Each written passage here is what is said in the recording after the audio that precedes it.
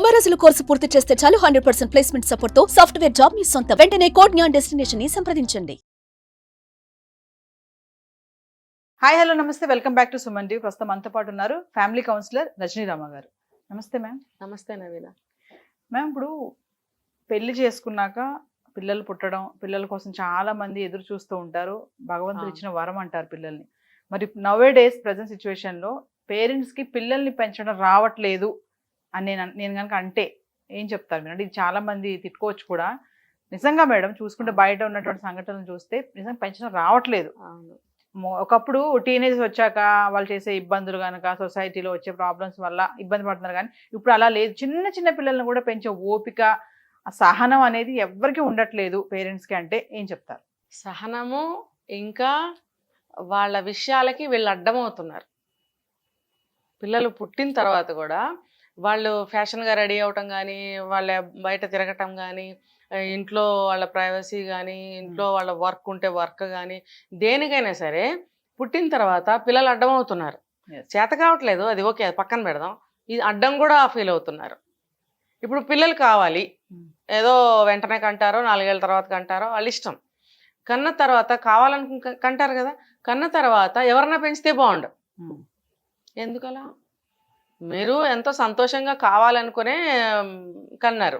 కన్నప్పుడు ఆ సంతోషంతో ఆ ఇంట్రెస్ట్ పుట్టాలి కదా, ఆ ఇంట్రెస్ట్ తోటి పెంచాలిగా. మరి పెంచరు. ఎవరన్నా హెల్ప్ ఉంటే బాగుండు, ఎవరన్నా ఉంటే బాగుండు. అప్పటి వరకు మూడో వ్యక్తి పడరు వాళ్ళకి.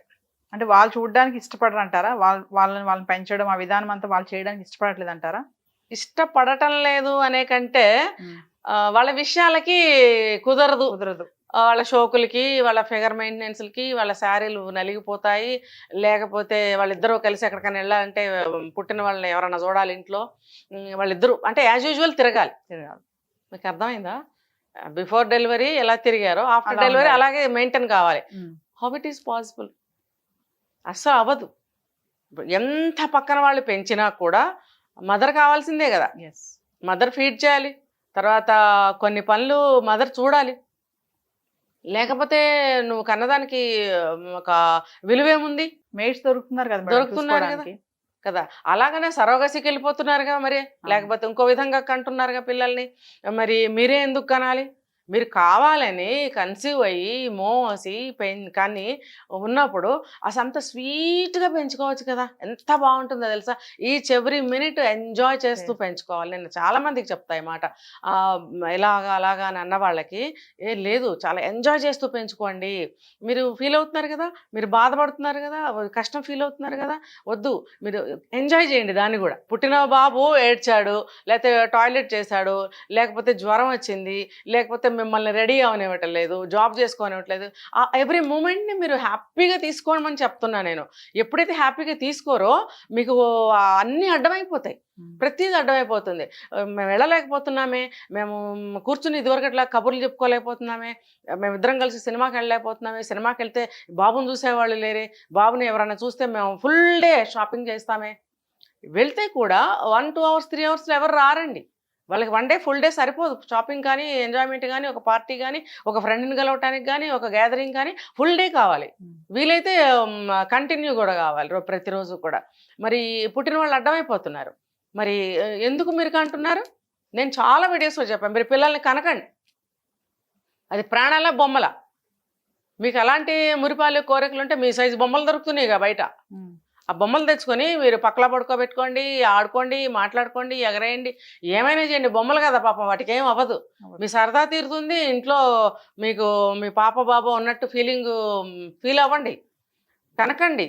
అది ఎందుకంటే బొమ్మ కాబట్టి ఏం చేసినా, మీరు 4 దెబ్బలు వేసినా, ఈసిరి బారేసినా, హగ్ చేసుకున్నా, దానికి అన్నం పెట్టాలని ప్రయత్నించినా ఆ కోరిక తీరటం కోసం పెట్టాము. పిల్లలాగా చూసుకున్నాము, మనం ముద్ద పెడదాము అని ఆ ముచ్చట కోరిక కూడా తీర్చుకోండి. తిన్నా తినకపోయినా మీకు ఇబ్బంది లేదు. కానీ ఒక జీవి తిన్నా తినకపోయినా చాలా ఇబ్బంది వస్తుంది. మీరు ఇసిరి బారేస్తే ఏడుస్తుంది. అమ్మ నాన్న దగ్గర లేకపోతే బెంగతోటి వాళ్ళు నీళ్లు కూడా తాగరు. మరి జీవి కాబట్టి టాయిలెట్స్ చేస్తుంది. ఇన్నున్నప్పుడు మీరు ఎలా పెంచాలి? ప్రతి మూమెంట్ని ఈ టైం మళ్ళీ మీకు రాదు కదా లైఫ్లో. వాళ్ళ పనులు వాళ్ళే చేసుకునే స్థితి వచ్చేస్తుంది కొంతకాలానికి. మిమ్మల్ని పిల్లవారు, మీరు వెళ్ళి చేస్తానన్నా వాళ్ళు సిగ్గుపడి తలపేసుకుంటారు. మరి ఈ కొద్దిపాటి సమయాన్ని మీరు ఎందుకు ఎంజాయ్ చేయరు? అందుకనే బిఫోర్ దట్ మీరు కనే ముందు కన్సీవ్ అయ్యే ముందు కూడా కౌన్సిలింగ్ తీసుకోండి. మీ అమ్మ తాత ముత్తామ వీళ్ళందరూ చెప్తే మీకు ఎక్కదు, రండి బయటికి రండి, మాలాంటి వాళ్ళు ఉంటారు, కౌన్సిలింగ్ తీసుకోండి. మేమైతే బాగా చెప్తాం గట్టిగా. కాబట్టి ఇంట్లో వాళ్ళతో అది కాదమ్మా, ఒక తోడు ఉండాలమ్మా, ఒక ఇంట్లో ఒక జీవి పాకాలమ్మా, మీకు ఇంట్లో గొడవలు రాకుండా ఉంటాయమ్మా, పిల్లలు పుడితే భార్యాభర్తల గొడవలు సర్దుకుంటాయి, ఎంత గాడిద గుడ్డు పక్కన పెట్టండి, ఇవన్నీ ఓకే కానీ పక్కన పెట్టండి కాసేపు. నేను చెప్పేది ఆలోచించండి. మీరు కనాలి అనుకుంటే బయటకు వచ్చి ఒక డాక్టర్నన్నా మీరు కన్సల్ట్ చేయండి, లేకపోతే మాలాంటి కౌన్సిలర్తోనన్నా కన్సల్ట్ చేయండి. మీకు అసలు రియాలిటీ ఏంటనేది గట్టిగా చూపిస్తారు. అంటే పిల్లల్ని కనే ముందు కూడా కౌన్సిలింగ్ తీసుకోవాలంటారు. ఖచ్చితంగా. ఎందుకంటే అప్పుడు మీకు నాకు అవసరం లేదు, ఇప్పుడు అవసరం. ఆ టైంలో మనకు అవసరం పడలేదు, ఇప్పుడు అవసరం పడుతుంది. ఎందుకంటే వాల్యూస్ తెలియవు కదా. పిల్లలు పుట్టడం అంటే ఏంటో తెలీదు. పుడతారా, పుడతారు, పుట్టారు, ఇంకేం తెలియదు వాళ్ళకి. ఒకవేళ తెలిసినా కూడా పక్కకు తోసేయి, మేము ఇప్పుడు వెళ్ళొద్దా పార్టీకి, నా చీర నలిగిపోదా, మాటి మాటికి జుట్టు దూకోవాలి, మాటి మాటికి ఫ్రెండ్స్తో మాట్లాడాలి, మాటి మాటికి అటు వెళ్ళాలి, ఈ పుట్టిన వాళ్ళు మాకు అడ్డం ఇంట్లో పడేస్తే ఎవరో ఒకళ్ళు చూసుకుంటారు, మేము ఫుల్ డే తిరిగి వస్తాం. దీనికి సపోర్ట్ అమ్మలు. మళ్ళీ నేను అక్కడికే వెళ్తా, మళ్ళీ అమ్మల దగ్గరికే వెళ్తాను నేను.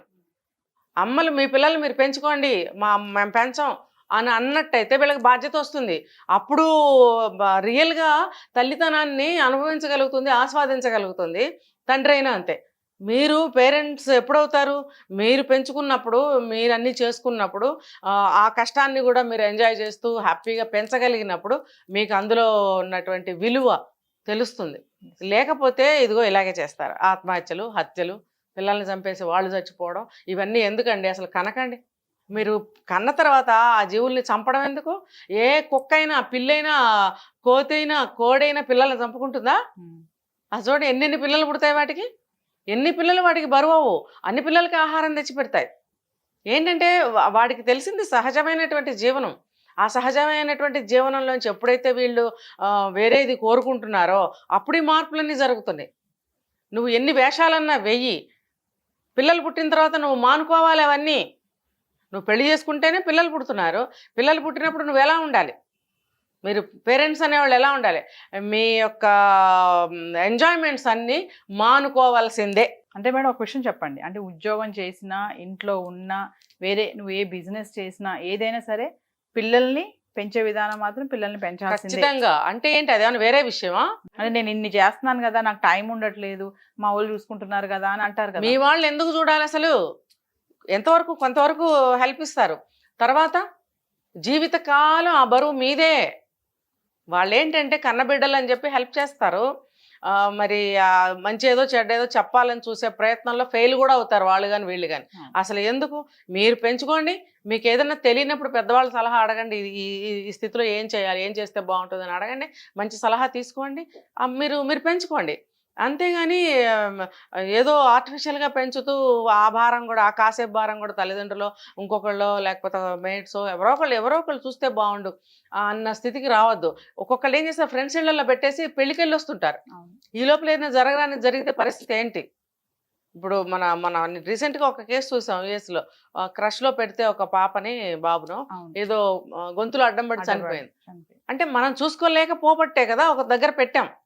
పెడితే ఏమైంది? ఎంతో నమ్మకంగా అందరూ వదులుతారు. అక్కడ ఆ ప్లేస్లో కూడా అలా జరిగిందంటే కొత్త కొత్త విషయాలు మనం తెలుసుకుంటున్నాం ఇప్పుడు ఈ రోజుల్లో. ఏదైనా, ఎప్పుడైనా, ఎట్నుంచి అయినా సరే, ఎలా అయినా సరే జరుగుతూనే ఉన్నాయి నేరాలు, ఘోరాలు. నువ్వు ఏది చేసినా సరే పిల్లల్ని పెంచే విషయంలో ఎంతవరకు తల్లి పాత్ర ఉంటుందో ఆ పాత్ర మాత్రం ఖచ్చితంగా. ఇప్పుడు ఈ రోజుల్లో పిల్లలు టాయిలెట్స్ చేస్తే కూడా మొగుడే చేయాలి. అంటే మొగుడు చేయకూడదు అంటే చేయొచ్చు, ఇద్దరు ఒకరికొకరు హెల్ప్ చేసుకోవాలి. కానీ కంప్లీట్గా మొగుడు మీద వదిలేస్తే నీ ఉద్దేశం ఏంటి?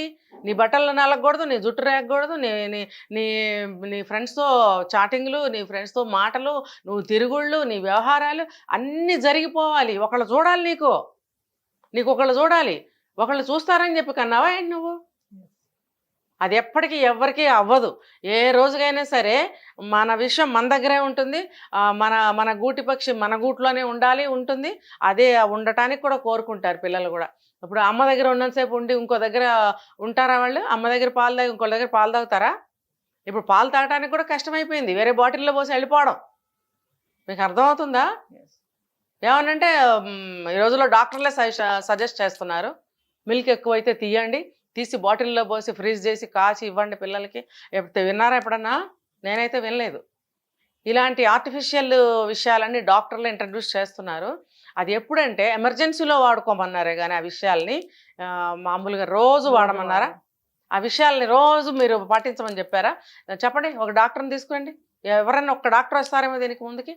ఏంటంటే ఎక్సెస్ ఉండొద్దు, తీయటం మంచిది అంటే ఇది మనకు తెలీదు. అప్పుడు మాకు ఎవరికి ఈ విషయాలు తెలియవు, ఎవరికి తెలియదు. అవి నిల ఉంచి ఫ్రిడ్జ్లో పెట్టి కాచి ఇస్తున్నారు. ఎక్కడన్నా విన్నామా? ఇప్పుడు జరుగుతున్నాయి అక్కడ. మరి డాక్టర్లు కూడా అలాంటి సలహా ఇవ్వకూడదు. ఎక్సెస్ అయితే దాన్ని తీయమని చెప్తారు, కానీ దాన్ని ఫ్రిడ్జ్లో పెట్టి వేడి చేసి కాచి ఇవ్వమని, మీరు సినిమాలకి బలాదూర్లకి తిరగండి, ఫ్రెండ్స్ దగ్గరికి వెళ్ళండి, షాపింగ్లు చేయండి అని చెప్పారా? ఇంట్లో ఉండండి, ఆ పని చేస్తే కూడా ఇంట్లో ఉండి పిల్లల్ని పాలు పట్టుకోండి, ఆ పాలు ఇచ్చి పిల్లల్ని ఇచ్చేసి వెళ్ళిపోతారా? బయట అందరూ ఇదేనండి ట్రెండ్, అందరు ఇలాగే చేస్తున్నారు. ఇలాంటి పెంపకాల వల్ల పిల్లలు అలాంటి మెంటాలిటీతోనే పెరుగుతారు, ఎఫెక్షన్స్ లేకుండా పెరుగుతారు. ఇప్పుడు పెగుబంధం అంటారు, తర్వాత పాలిచ్చి పెంచడము, తండ్రి సంరక్షించడం అనేది తల్లి తండ్రి నుంచి సహజంగా వచ్చే బంధాలు అవి. ఆ బంధాలకి మీరు దూరం అవుతున్నారు. రేపొద్దున పిల్లలు మీ మాట వినట్లేదు, పిల్లలు వాళ్ళ మాట వింటున్నారు, పిల్లలు మా దగ్గర ఎక్కువ ఉండరు, వాళ్ళ దగ్గర ఉంటున్నారు అంటే ఇవన్నీ రీజనింగ్స్. మరి ఇన్ని రీజనింగ్స్ మీ కింద పెట్టుకొని మీరు తర్వాత బాధ ఎందుకు పడతారు? మీరు మీ దగ్గరే ఉన్నాయి ఫాల్ట్స్ అన్ని. మీరు రియల్గా, ప్రాక్టికల్గా, న్యాచురల్గా పెంచండి. మీకు ఆ బంధాలు కానీ, ఆ వాల్యూస్ కానీ, నెక్స్ట్ ఫ్యూచర్స్ కానీ ఏది బాగోదో వచ్చి నన్ను అడగండి. అదర్వైజ్ మీరు పిల్లల్ని కనకండి. నేను 100 సార్లు చెప్పాను, మళ్ళీ చెప్తున్నా, మీరు కని పిల్లల్ని బాధ పెట్టద్దు. అవి జీవులు, బొమ్మలు కాదు. మీకు అలాగా చేయాలని అనుకుంటే బొమ్మలను పెట్టుకోండి అంతే. పిల్లల్ని మాత్రం కనకండి. ఏం పర్వాలేదు, ప్రభుత్వం చెప్తుంది 4 కానండి 3 కానండి అని, మరి మీరు ఆలోచించుకోండి. సుమన్ టీవీలో మీ పర్సనల్ అండ్ బిజినెస్ ప్రమోషన్స్ కోసం కింది నెంబర్కి కాంటాక్ట్ చేయండి.